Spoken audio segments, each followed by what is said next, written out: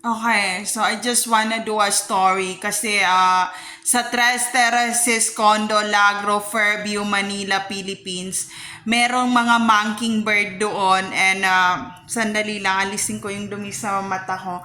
May mga mockingbird doon na mga tao and nananakit sila sa Tres Terraces Condo Lagro, Fairview, Manila, Quezon City. So, nung time na binuksan ko yung pintuan, doon sa sa neighbor na yon, pumunta yung mga security guard and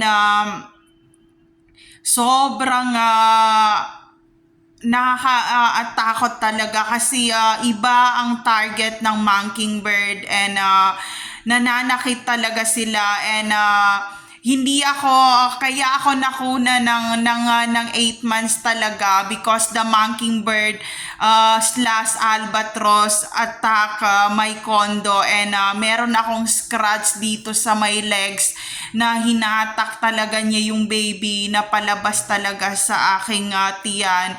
And nandun ako sa CR sa condo. Naiire ko talaga yung baby fetus na 8 months. And that what happened, yung pinost ko na naglagay ko ng rest and peace doon. And hinawakan ko yung legs ko. Ang daming scratches. And the scratches came from the mockingbird. Hindi dahil doon sa Pampanga, Tonoy, Baisia nangyari. Doon mismo sa Tres Terraces Condo, Lagro, Fairview, Manila, Philippines. And sa condo talaga. And ang problema sa mockingbird na to, invisible siya and also nung time na nandoon ng mag-ama ko, inattack niya kami ng mockingbird.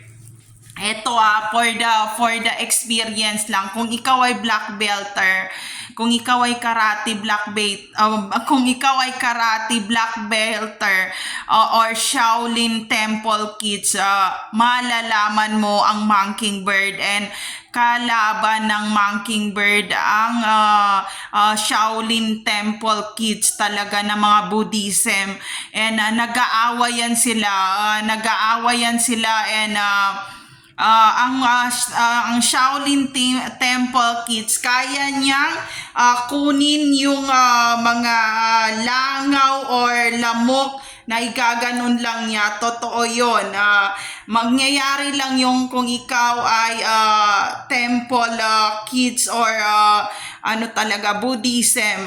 Minsan gumaganon ako nakukuha ko yung mga langaw or yung mga lamok talaga and minsan pinapakita ko sa anak ko and sinasabi niya sa akin na, "Ma'am, how you do it nga na nagaganon talaga." So itong mockingbird na to, ina-attack niya ang talent ni Hero, ni Gabi nung mockingbird na to na gusto niyang kunin yung talent ni Hero at ni Gabi pati yung brain. Kaso dahil nga ang Shaolin Temple kids ay genes yun, mga Buddhism sila and nasa genes talaga yon.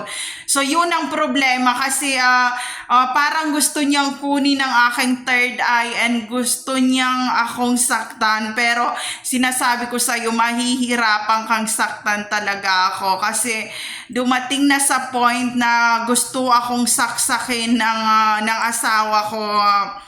Talaga na gusto niya akong iganon and sabi ko ilayo mo yung kutsilyo kasi once na hawakan ko yan babaliktad ka ganyan and ang nakakagawa lang yun yung Shaolin Temple kids talaga and dahil nga may mga post ako na sabi ko before I remember black belter ganyan and parang gusto niya akong na parang gumawa ng karate through those holographic pero malabo mangyari yun ang problema talaga kaya yung Singaporean na babae na yon nung nasa Hong Kong kami sabi ko sa asawa ko, "Di papatulan ko siya, and siya ay isang mockingbird. Mockingbird talaga, sobrang traidor nun. Sobrang traidor nun. Mapapatay ka talaga nun. Traidor sila, and umahaba yung kanilang kuko talaga. Para silang si Wolverine. Yun ang kanilang talent, and kalaban ng mga Shaolin Temple kids talaga sila. And sabi ko sa kanya, once sabi ko sa asawa ko, B, kunin mo tong bag dahil nga gusto ko siyang habulin. And once na nahabol ko siya, mag-ingat siya sa akin. So, ayun. Tapos, nung time na yon, sabi na nga sa ako, B, pabayaan mo na. And there's happening in the school na ininis talaga ako ng isang kaklase ko. And ang hirap nang nangyari sa kanya kasi nga, binugbog ko siya ng sobra-sobra, and inuntog-untog ko yung ulo niya doon sa blackboard talaga. And hindi lang yun ang nangyari sa kanya, nahubaran siya, and na-shock yung mga kaklase ko na, wow, paano niya nagawa yun? So, yun yung mga talent na gusto niyang alisin sa akin, na para mawalan ako ng self-defense, ganyan-ganyan. Pero, hindi siguro niya makukuha yun. Hindi ganun kadali yun. And, yun.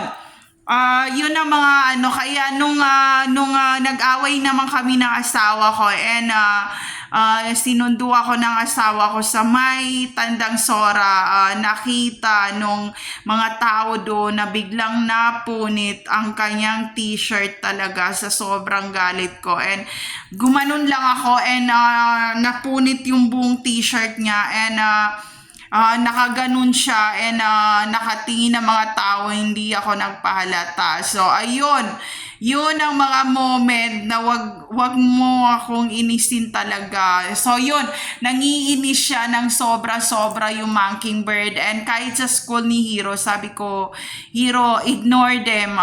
Kasi nangiinis talaga. And sinabi rin ni Hiro ni Gabi na wag nyo kaming inisin kasi once na nainis kami, magtago na kayo, ganyan-ganyan. And one time, pinipilit nilang inisin si Hiro si Gabi, and kasi gusto nila talaga ilabas yung talent ng mga bata through those push them to hurt, and para lumabas yung talent. And sabi ko, Hiro, Gabi, wag niyong patulan talaga kasi mga mangking sila na family, father, mother, sister, brother, grandmother, and grandfather, all those families, mockingbird. And mahirap silang kalaban, pero hindi nila ako makaya talagang kalabanin. Yun ang problema ng Shaolin Temple kids, and na niya na mayroong talent na hiding talent yung mga bata, and gusto niyang immortal combat, inhale those energy, and also gusto niyang kunin yung talent ni Hiro ni Gabi. Kaya si Hiro, simula nung naramdaman niya yung mockingbird attack doon sa condo, hindi siya gumagawa ng kahit anong assemble ng mga Trudos Lego, kasi pinapanood niya how to demo those, how to get and how to demo the Lego, and parang gusto niyang i-copy yun. If ever na mawala si Hiro si Gabi, he get all those life and energy of Hiro and Gabi and replace and get Hiro and Gabi face also, parang i-face face off niya si Hiro si Gabi to copy. And also gusto niya akong i-copy na i-face off din. And sabi ko, pasalamat ka kasi konti lang ang defense ko talaga. Kung katulad lang ako ng dati, masasaktan ko siya. Kaya yun ang Shaolin Temple. Iba ang practice ng Shaolin Temple, kasi totoo yun na nag-i-step sila doon, and nila yung parang geisha na wings talaga, na nila yon. Kumbaga hindi mo maramdaman, and na-jump nila yon. So may mga time na pag nagmamadali ako ganon, and nakita ako ng mga pulis siguro kasi yung mga pulis ngayon parang hinahanap nila yung talent. Tapos tumawid ako and then bigla akong umakbang and mamaya nandun na ako sa kabila. So, nakita nila ako, hindi nila ako sinita pero siguro titingnan nila yun sa CCTV na meron mga ganun na talent. So, ayun, minsan pag nasa ano ako, gusto kong umilalim pag ganun tapos padulas, padulas, papunta doon sa ano kasi gusto talaga niyang kunin ang aking talent talaga. And Hero and Gabby know it. Nung nasa condo sila, sabi ko, Hero, pakiramdaman nyo. And oh my God, these ghosts get our talent. So, hide those talents. So, ayun. Yun ang Chinese talaga na kinukuha yung talent. So, hindi niya makukuha yung kasi alam ko lahat ng mga weaknesses nila. So, yun ang problema being Chinese talaga. And hindi ako natatalo sa sugal pagdating sa ganon. So, alam ko yung mga talent na yon and hindi mo pwedeng gamitan yung kasi ito mga taong to nangunguha ng talent talaga. So, wala siyang malalaman sa akin. Q&A niya kami ni Hero, ni Gabby, ako at ang asawa ko. Yung asawa ko laging sumasagot tuwing nananaginip siya and ultimo mga code ng ATM niya, nasasabi niya doon sa panaginip niya. And sabi ko, B, ano ba yan? Pati sabi niya, passcode ng pintuan ng office, ganito ang number. And then, one time, sabi ko, B, wag mong sabihin, wag mong sagutin. Kasi nga, question niya. And dahil may naka-wiring ang asawa ko, bukas na mapagdating niya sa office, pinapalitan ng office yung code ng pintuan kasi gusto niya pumasok. So, ayun, magnanakaw siya ng Mockingbird and tinatanong niya yung mga code, ATM ng asawa ko, ganyan-ganyan. Pag ako ang tinanong niya, dahil nga naka-wiring naman din ako, nabubura and lahat kami naka-wiring. So, ayun, thank you na lang sa mga magulang namin, kung sino man yung mga magulang namin na pinawiring kami para pag kinwestiyon kami, mabubura lahat yon. So, yun ang problema ng Asian. Kaya, hindi mo pwedeng awayin ang mga Chinese talaga kasi hindi ka pa nakastape sa ground, pwede ka nilang barilin. Yun ang problema.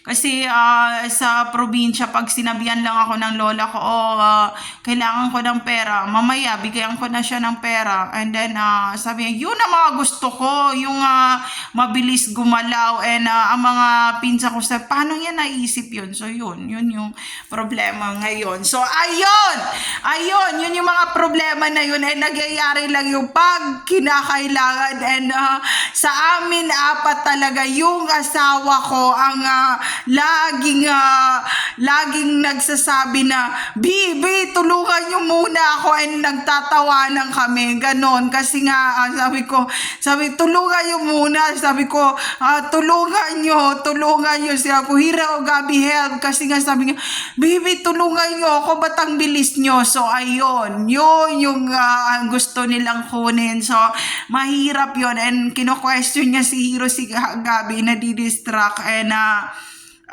yun, marami pang mga nangyayari talaga. So, pag sinabi ni Hero, ni Gabby na, Mommy, we need to go to school, ganyan. And then, nasa bahay ako, pero yung kaluluwa ko nandoon na sa school. And sabi ni Hero, ni Gabby, wow, why mommy is going here? So, that Japanese technique naman yun. So, ayun. Kaya, nung time, pag gusto ko mga swang, katuking kayo, alam nyo na yon. Kaya hindi ako takot mag-isa talaga. So, wag nyo akong takutin. Hindi ako takot. And, ayun, hindi ko ubusin ang mga power ko. Pero kaya ko nakaupo and mamaya nandun na ako sa kabila.